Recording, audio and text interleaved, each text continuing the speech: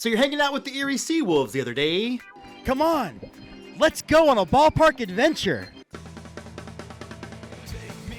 Twitchy Dolphin Media presents Let's Get To. It's baseball from sea to shining sea by the team that brings you home. And now, your host, James Christopher.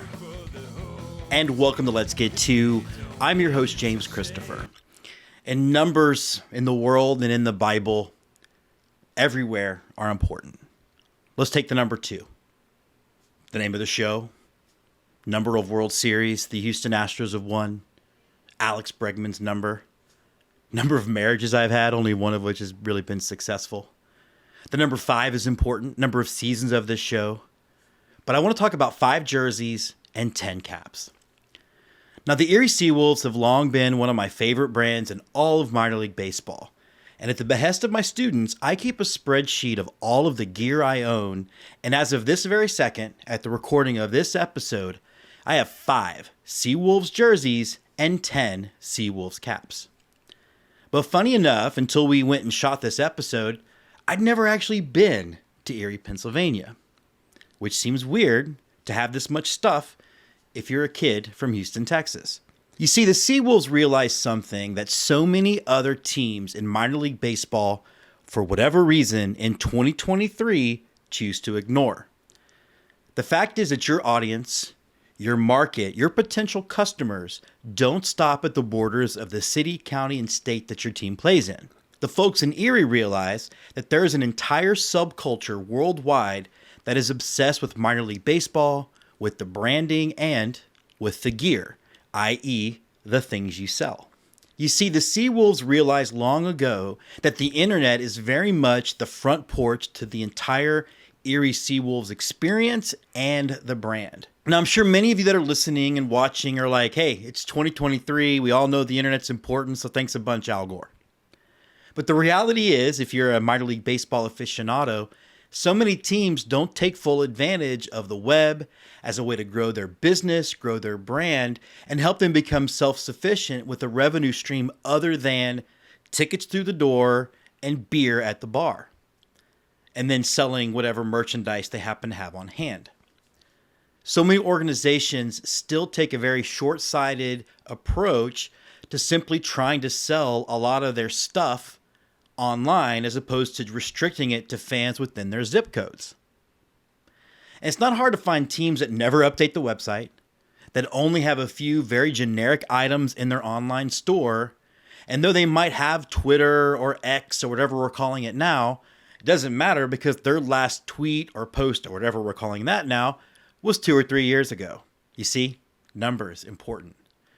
This is a massive swing and a miss, pun intended, and such a missed opportunity to help some of these teams that are very much small businesses trying to survive on the margins as they see more and more pressure from Major League Baseball to keep facilities up. They're willingly missing out on a pretty large additional revenue stream. And as someone who owns a small business that also relies on merch sales and the like to keep things going, it doesn't cost that much work. You see this in online store offerings. You see this when they're auctioning off items like the one that I bought in Erie, the Snow Wolves jersey. A lot of these teams have moved to online auctions like Erie, but you still have a couple of teams that refuse to do it any other way but in person. And you see that this approach doesn't always work when you go visit these teams months later and these game-worn jerseys are hanging in a random corner of the team store at drastically discounted prices, meaning you're not getting what the shirts are valued or the gear is valued, and those sales aren't actually helping anybody. You're also not getting brand exposure by doing something charitable. So as we learned, the Erie Seawolves, they do everything right when it comes to how to run a modern minor league baseball team. From the ballpark experience to the way they're able to use and pivot their brand. But in my mind, the first and best thing they do is realize that their fan base doesn't have to stop in Erie or in Pennsylvania or just Tigers fans, but it can extend all the way down to Austin, Texas and beyond. So look, we have a great episode. I love these folks. I was so excited to get out there and meet the women and men who run the Seawolves, and the care they put to their online presence, and the fact that they want to make as much of their experience available to everyone, whether they're there or not, really comes through when you actually get to make it out to the ballpark. Again, it's a great episode, so don't miss it. On the St. Louis team, we have who's on first, what's on second, I don't know's on third. That's what I want to find out. I want you to tell me the names of the fellas on the St. Louis team. I'm telling you, who's on first, what's on second, I don't know's on third. You know the fellas' names? Yes. Well, then who's playing first? Yes. I mean, the fellas' Who's on base. first? The Let's The fella Get playing To first team base of the for St. week. Louis. Who?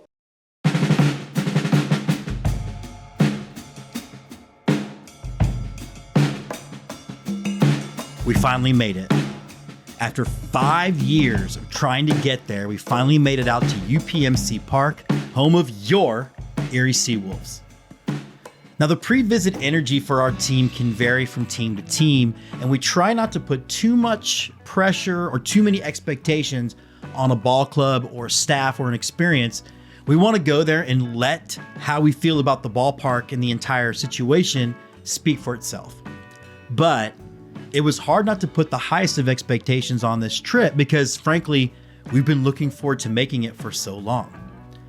Now, when we choose which team to visit, we put a lot into those decisions, and the decision to go to Erie, a trip, again, we've been wanting to make since day one, was pretty obvious. From the way they interact with fans on social media, the way they promote their team and their game, the way they promote their players, and the host of videos and pictures you get of a ballpark filled with rabid baseball fans, how could we not get out there as soon as possible? Now, I've spoken before on the show how you can have a lot of different experiences at a ballpark. And some of those experiences might have like a really great venue, but the ballpark experience or the customer service might be lacking. Or you might have great customer service, really great fans, it's a blast to be there, but maybe the ballpark and the playing surface might be a little derpy. None of that applies to the entire Erie Seawolves organization from top to bottom, and it has quickly rocketed up to being one of my all-time favorite AA, no, minor league, nope, not even my baseball experiences, period, ever, end of statement. I was such a big fan of everything going on in the entire day that I was a little ADD about all of it. But I also found myself struggling with editing this episode because I didn't know where to start. You see, we put this thing together like a film, like a documentary. We have a screenplay, we have a structure to it, and we always make sure that we hit you in the face with something awesome, and then we finish really strong, and if there's something that's maybe not as strong or a little weaker, we put it in the middle. Working on this episode, it became very clear there are no weak spots with the Erie Seawolves. The field itself is one of the best looking surfaces that we've ever been on. The grass is lush, the skyline was a really brilliant blue. Everything felt new and freshly designed and definitely did not show its age for a ballpark I found out was built in the late 90s. There wasn't a single space that felt out of place or rushed or not well thought out, and definitely filled its mission to providing the best experience for Seawolf fans.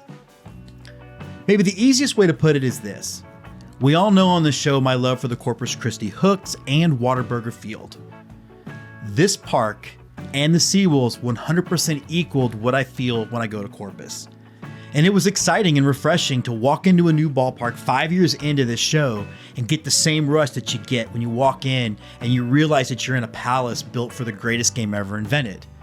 And then you walk out feeling the same energy to keep the show going. It was really great for my soul to keep it filled. And of course, this show's called Let's Get To, and we're at the Erie Seawolves, and it was double header time. So it was time to play two. We had 14 innings of baseball in this absolute palace. Now, the theme of the opening monologue was really about the brand itself, and it's very much the front door to the ballpark and the team experience. And yeah, you're basically judging a book by its cover, but it's like a really good comic, amazing cover art. It was like Jim Lee had drawn the cover. If you know, you know.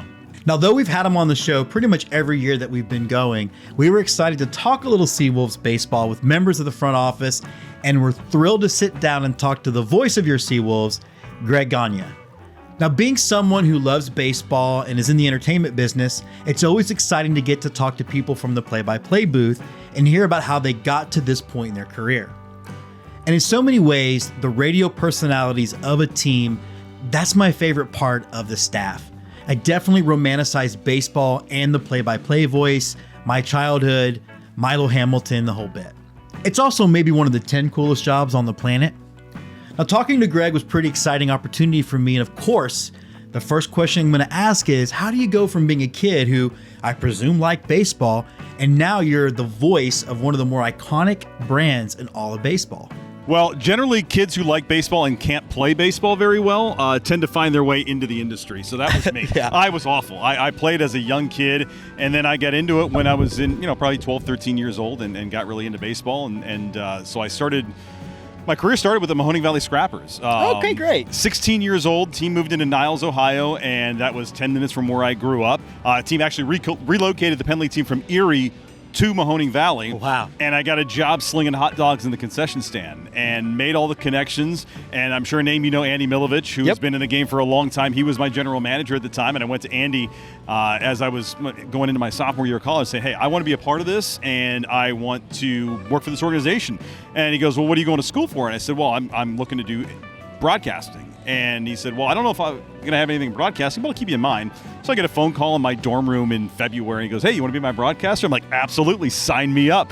So that's how I got my start, and I've been doing it ever since. Did 3 years in Mahoning Valley, got to Erie in 2006, was hired just as the broadcaster in media relations, climbed the ladder, and got to be the assistant GM of the club. And part of my role at St. Michael's Catholic Academy, I teach a media and broadcasting class. And one of the things the kids have learned is it's funny to them how at the minor league level, you wear so many more hats and work at a way different level than you do when you hit the majors. Yeah, it's a lot, and with my hands in so many pieces of the business, it's tough at times to focus solely on the broadcast side. But as I have aged, I have made it a point to make sure I have time every day in my day to focus on being the voice of the Seawolves, right? Because the days get away from you very fast. I'm in charge of that. I have some sales, I have baseball operations, I do all of our PR, a lot of the social. So you have to really manage your day quite well. But I've got good ownership and a good team president that kind of lets me do my thing, and they know I know what I'm doing, so it makes it easy. Now, what I love so much about baseball broadcasters is the good ones know how to tell a compelling story no matter the game situation. Either it's between innings or between pitches or when the game is just out of hand. I'm always curious as to how much of their ability to tell a story is off the fly and how much of it do they go in with some kind of plan. Well, you know what? It's you kind of let it come naturally, and Twitter is a big help a lot of times because you'll see things pop up on Twitter during the game, and you'll just kind of dovetail into that. I mean, honestly, the worst thing as a broadcaster is when you have a game that's either the blowout win or the blowout loss. Sure. And I have people that come up to me all the time, and the Seawolves. We had a game a couple weeks ago where we scored 16, 17 runs.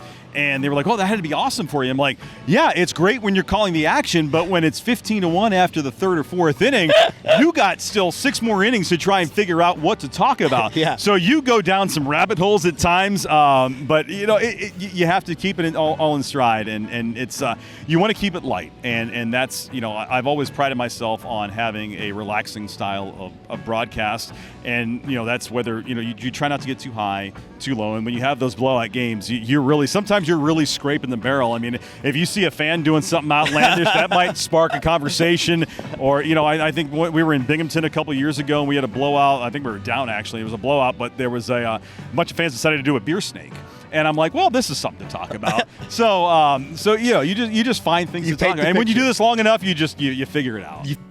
As mentioned earlier, the Seawolves have a really dynamic brand, and I was curious as to the steps that it took them to take the brand from where it was when fearless leader Greg Coleman took over to what it is now. Yeah, we take so much pride in the brand. And when Greg Coleman got here in 2011, one of the first things that he said is we need to do a rebrand. We the team name is a good name. We want to stick with that, but we've got to get to a point where we have better logos because our stuff was not good back in the day. Wow. Okay. And so it was about a 2-year process to rebrand to the current Wolf logo that we have now, and we worked with Dan Simon, Studio Simon, and former guest on the show. Yeah, he's phenomenal. Yeah, he's great. And so we've worked with Dan on pretty much every project ever since. And so now that we actually established the brand, and we didn't really add any offshoots for the first couple of years, and then we started to kind of open it up a little bit once we got the actual brand established. And so it's been fun. Being a part of that process is something I never thought I would be able to do. And like I mentioned, I'm in charge of our baseball operations. So being a part part of jersey designs and different things like that is just so cool to do.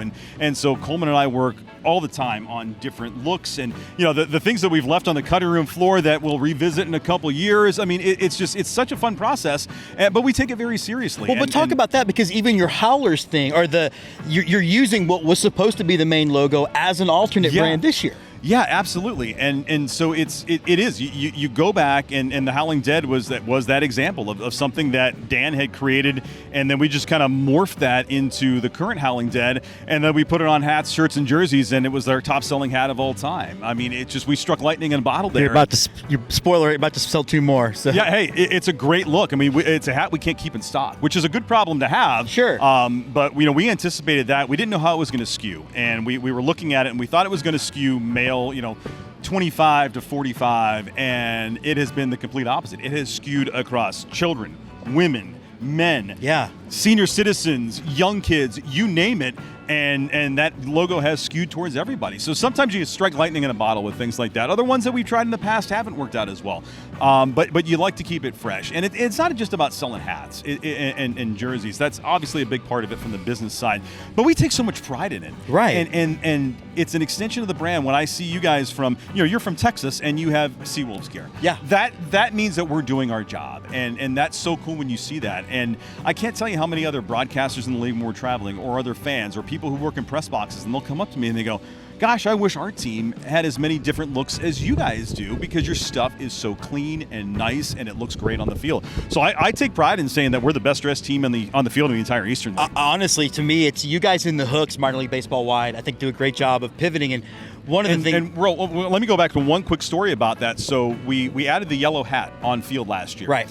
So I don't know if you know much about colors with jerseys and hats, but every company has a different thread and a different dye. So we were in a really bad pickle last year, and just to kind of show how we were nimble with something, so we got a yellow cap with a black bill to match our yellow jerseys. So we get the hats came in first, we get the jerseys, they don't match.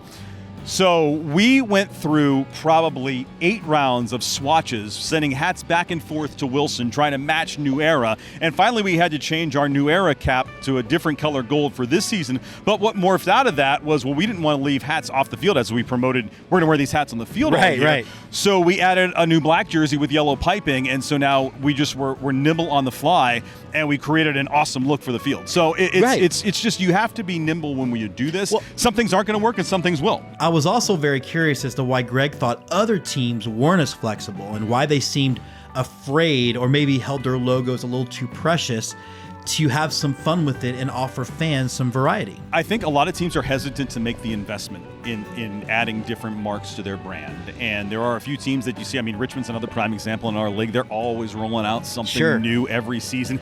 You have to keep it fresh, but it is an investment. And that's why we go with Dan Simon. Obviously it's not cheap to do all these different logos, right? But we make the money investment in that because we know that from a fan side of things, they're going to like it. From a business side of things, it's a smart business move, but too many teams are afraid to kind of take that leap at times to add different marks. I'll have people ask me, why don't you guys have a white or a gray jersey? And part of the problem is, well, it's tough to match whites and grays anymore with all the different kinds of baseball pants that are out there. So we've abandoned whites and grays, and we have all these different colored uniforms, and it's been a great addition. And the guys love it too. The players love it. It's every day. And so, some teams allow the starting pitcher to decide what they wear. We don't do that. I literally map out the entire season. And so the guys get in every day. They know what hat, what jersey, because we have so many. Right. And it makes it easy on them. And the manager's like, great, because I don't have to worry about one pitcher not liking to pitch in this and this guy not liking to pitch in that. So the managers love it, and the guys love it. Now, funny story, we also got to visit with Christy Buchar as well. She's the head of merchandising with the Seawolves, and I was fascinated to find out how she got the job. But the funny part was, I have ordered so many items from the Seawolves that one of her first reactions when we connected on who I was it was nice to put a face to the name, and that apparently I'm built into their Excel spreadsheet. Luckily, Jessica doesn't watch every episode of the show. Sure, absolutely. So I actually got my start with the Cleveland Indians, or formerly the Indians. I worked for them for 4 years, actually as just holiday help, and then I was hired on full time. My boss there with the Indians, she took a job with the Harrisburg Senators as a merchandise director, and at the time I had little knowledge of the minor league world.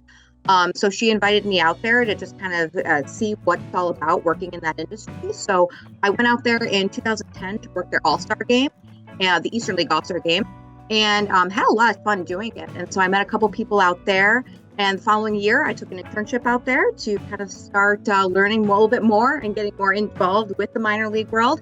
And after my internship year there, I took a year in Hagerstown, Maryland, and was a community relations director.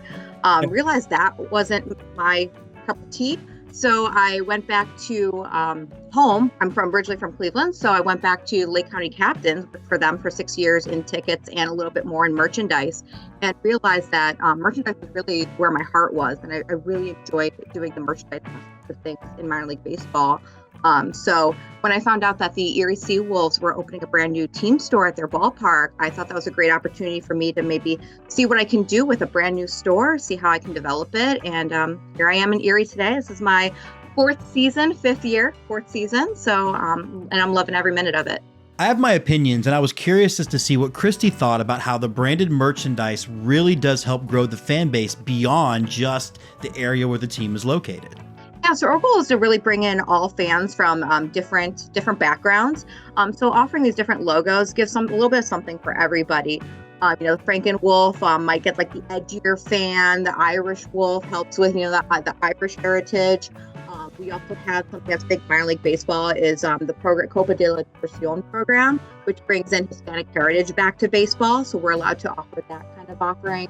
And then we just have our basic bandana wolf, which is our traditional home road cap icon, and it provides, for the traditional fan, something. So I feel like we do have something a little bit for everyone, so that everybody can enjoy our brand and enjoy baseball here in Erie. Having just heard Greg's answer, I was also super curious to hear what Christy thought about why the brand works so well with the public, both in Erie and beyond. Again, I think it's just the variation. We have edgier things, we have traditional things, we have more creative, colorful things. So like a lot of team stores are going to have their basic, team colors, where our store, with all the different logos that we provide, the neon greens, the pink and blues of Copa, it's a colorful environment that I get to work in. And so bringing that in, it attracts fans, and fans want to come in and see what's the latest and greatest thing. I think fans have come to know that, we probably have something for them, and they want to be a part of it. And so they're going to come in and, they're a fan of the Seawolves, but maybe they're not a fan of the Bandana Wolf. Maybe they're not a fan of our new Howling Dead logo. But I'm sure with all of our logos, they can find something that they enjoy and tie themselves to our team. Now, you can't have a conversation today about minor league baseball without talking alternative brands and alternative looks. And with the Seawolves having so many, I was curious if the fan base was more used to it than maybe other fan bases, or did they still have to answer a lot of questions? We still do a lot of explaining. I've got the Copa de la Diversión speech down to a T. So we probably, especially in our first year, I said it maybe 2 or 3 times a game. Now, 4 years later, I'm saying it maybe once every other game. So I think fans are getting to understand that we do have different identities. But every once in a while, we do get that fan, and sometimes most of them out of town, like who are the Piñatas, who are the Snow Wolves, who are the Pepperoni Balls. We're going to be debuting the Pepperoni Balls logo on field this weekend. So a lot of people are asking, what is this? But it also gives us and our staff an opportunity to explain Erie, explain our heritage, where we're coming from, and what we're doing to get fans excited to come out to another game and maybe see us as that identity. So it provides us a lot of different marketing opportunities. And now the golden question. How do they decide what becomes Seawolves merch and what doesn't? And yes, I did ask offline about the 3930, and she assured me, fellow FlexFit fans, that they're working on it. Absolutely. So we take a lot of advice from our fans. What sells, 2, what are fans asking for? And something that we've really understood in Erie is simple is best. Simple is key. So even just putting a logo on a t-shirt, that's what people want. They don't want the fancy scripts. They don't want the glitter and the bling and the silver and whatnot. It's very, very simple, block lettering. So we take that advice because we want to offer our fans something that they're going to buy, not just something that we think they're going to buy. So we do spend time. I have a couple people who actually take a look at everything I'm ordering to make sure that, it's online with our brand. And, A lot of it is also what vendors offer to us. So I basically pick and choose from catalogs, yes, I think this is going to work, or no, this is absolutely not going to work in our area. And so I think it's just really getting to know your fan base, getting to know the locals, what they want, and then going from there. And of course, I'm a little competitive, so I had to ask Christy to settle a bet with my friend Ed of the Dad Hat Chronicles. Which hat style is most popular in the store? I would say 3930. That has been our most popular hat. 5950 is standard for collectors, but for everyday wear, 3930 is what fans are asking for. And I've been able to bring a lot more of that in the past couple years. Now, it's been pretty clear since the beginning of this show that one of the things I love to talk about most is community and how a ball club can help engender community.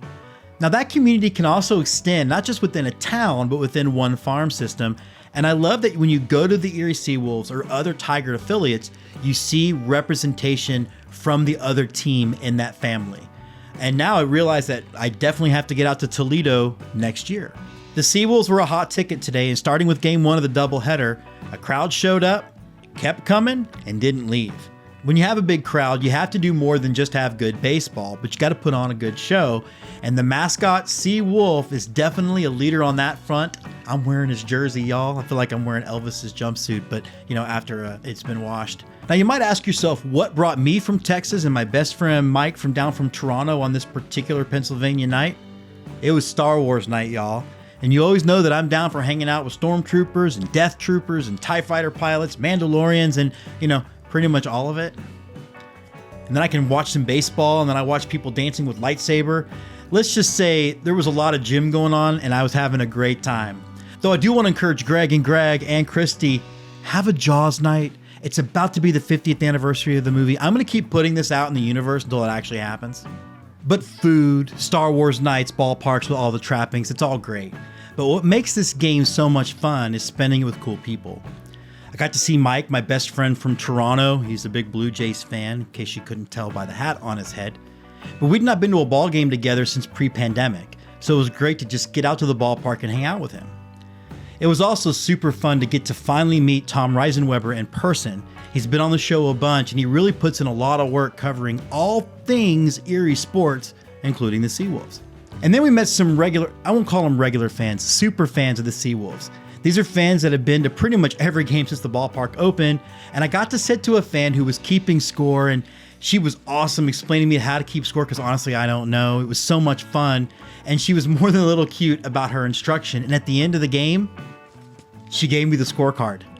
If you're listening, you can jump to the episode and see that I'm holding it up. I'm going to get it framed and hang it on the office wall.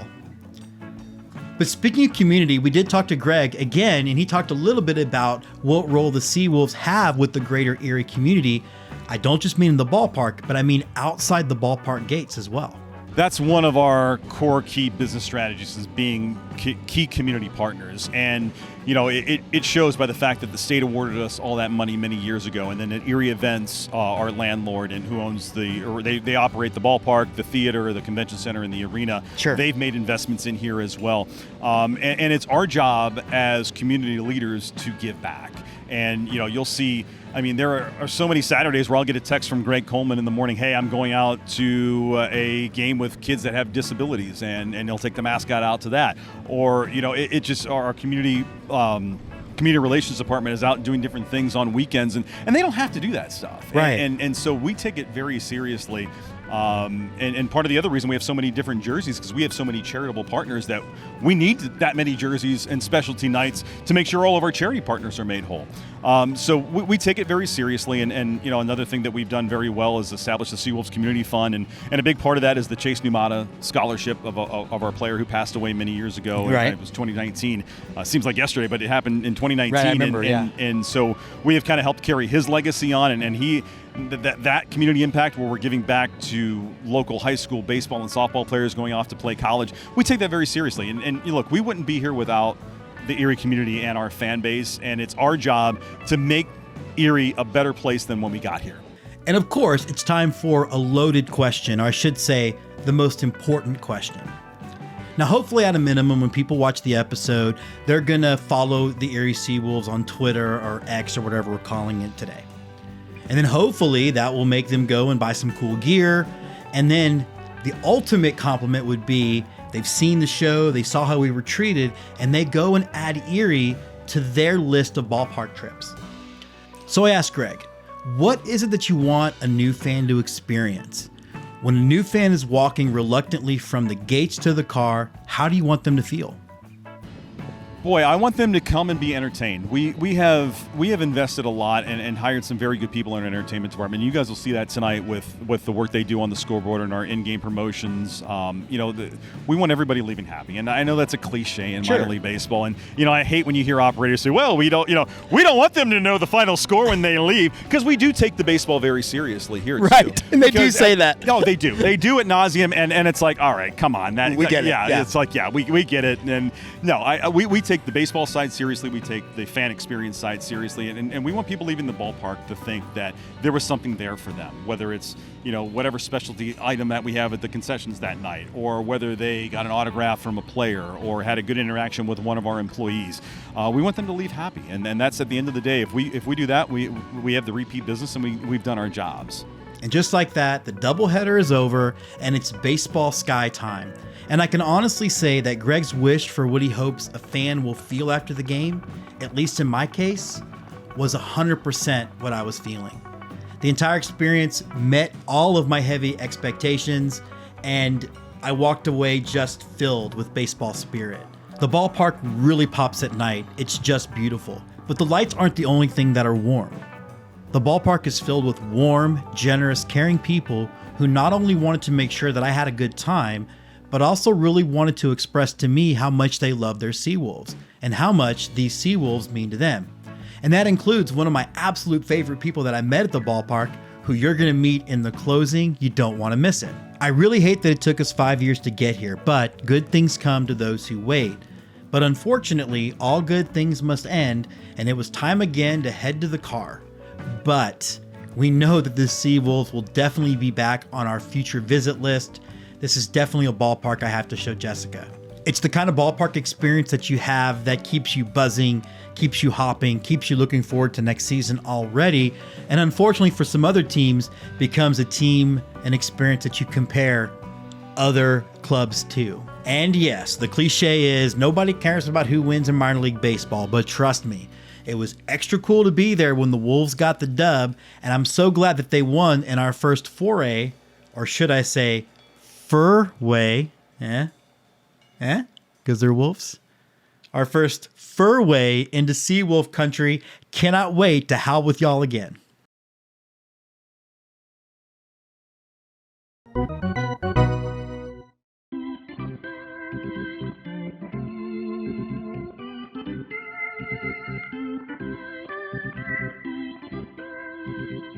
Raiders of the Lost Diamond, digging into baseball's past. And ahoy there, landlubbers. Today on Raiders of the Lost Diamond, we're hoisting sail to explore the history of nautical-themed baseball teams in Erie, Pennsylvania. I can't say the word Pennsylvania without thinking of Bill Murray. Punxsutawney, Pennsylvania. Anyway, the first of many seagoing brands to weigh anchor from the flagship city were the Erie Fishermen in 1905. I love knowing that baseball goes back so far. The Fishermen played in the 6-team Class D Interstate League at League Park at the edge of Erie. Erie hauled in second place, finishing on a 58-39 record in their opening campaign. The Bay City Nine changed their name to the Sailors, but continued to tread water, although successful water, as in their second season they improved to 65-41 and a league pennant that they called a sail. They didn't. I'm kidding. The Sailors also went on to win the championship in the playoffs. In 1907, again, we're treading water, but we're treading the best kind of water because we're bringing home another pennant, but failed this time to capture another championship trophy. Erie changed their name back to the Fishermen for the 1908 season, but this name seemed ill-fated. It kind of stunk. The Fishermen were in last place on June 15th when the Interstate League disbanded. That's powerful mojo for a name. Now, Erie didn't have to wait long for a new team, as the Butler, Ohio member of the Class C Ohio-Pennsylvania League docked in the Bay City as a new version of the Sailors. They were like son of a Sailors, if you're a Jimmy Buffett fan. The club lasted until 1911 before being followed by yet another Sailors club that set out for one season in the Class B Central and Interstate Leagues in 1912 and 13. After a brief stint from 1954 to 56 in the Pony Leagues as the Erie Senators, the grandsons of Sons of Sailors would spend the remainder of their service in the Pony successor, the New York-Pennsylvania League. They won their sole New York Penn League title in 1957 behind the offense of future National League Manager of the Year, Buck Rogers, and then he would save the Galaxy, which is super sweet, and Tigers and Red Sox All-Star infielder Dick McCullough. After going through several stints under the name of MLB parent clubs, the final affiliate Sailors Club completed the 1990 to 1993. After being lame and going through several stints under the name of MLB parent clubs, the final affiliate, the great-grandsons of Sailors Club, competed from 1990 to 93 before moving to Fishkill, New York, ironically enough, Fishkill, where they became the Hudson Valley Renegades. The last voyage of the Erie Sailors was as a member of the Independent Frontier League in 1994. They came in second place with a 42-25 record before claiming the league title in the playoffs. The following year, the Erie Seawolves shipped into town, and they've been floating along there ever since. How cool is the brand? It's like in a tube floating down the Frio River in Texas cool. Because Frio means cold.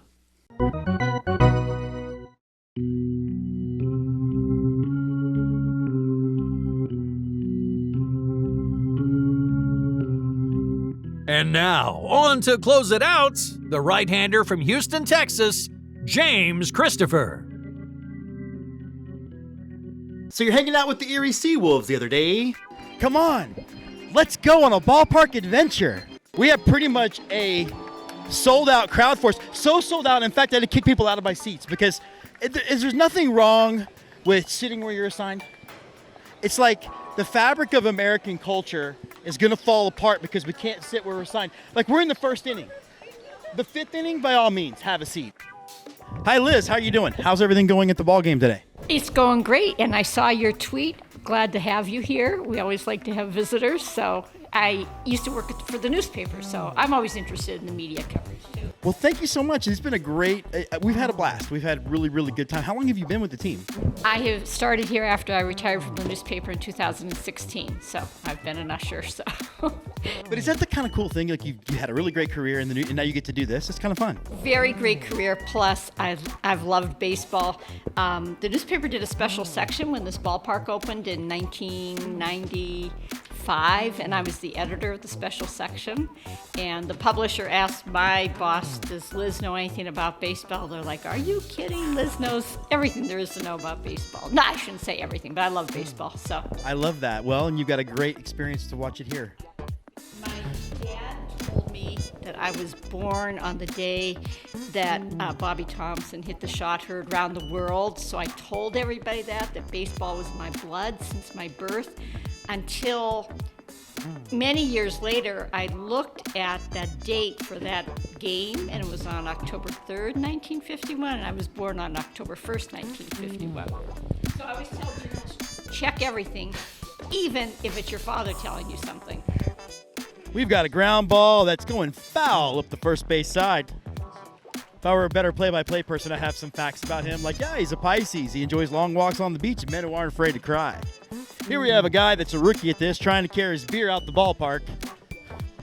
That's a big no-no. Hey, are you a Bills fan? Yeah. Mitch Morse is? No. He's the starting center for your Buffalo Bills. You don't know who he is? Yeah, I do know him. I was his middle school teacher. You believe that? You don't think I'm old enough to be able to taught a football player? Yeah. See, there you go, guys. So now we're gonna crash in on the meeting of the between innings game. What's up? We're the Wolf Pack. Ow. What's up? Hey, I saw you earlier. I think it was you that helped that one kid win the thing in his pants game. That was really nice. Jim, could you be any more awkward? Oh, yeah. Yeah, you know, you got to do what you got to do. I don't know if y'all can tell, this is unscripted, everybody. We are just crashing the thing. What games are up next? So up next, we got the Blaze Pizza fan of the game, but I do want to take this moment to highlight Kevin. Kevin Coleman is probably the best Wolfpack member in terms of energy, enthusiasm. If you're coming to a Seawolves game, look for this guy and his dance moves because he's definitely entertaining the crowd for sure. Kevin, the word in journalism is to effort something. Can we effort a preview? Yes, you can. Let's did it.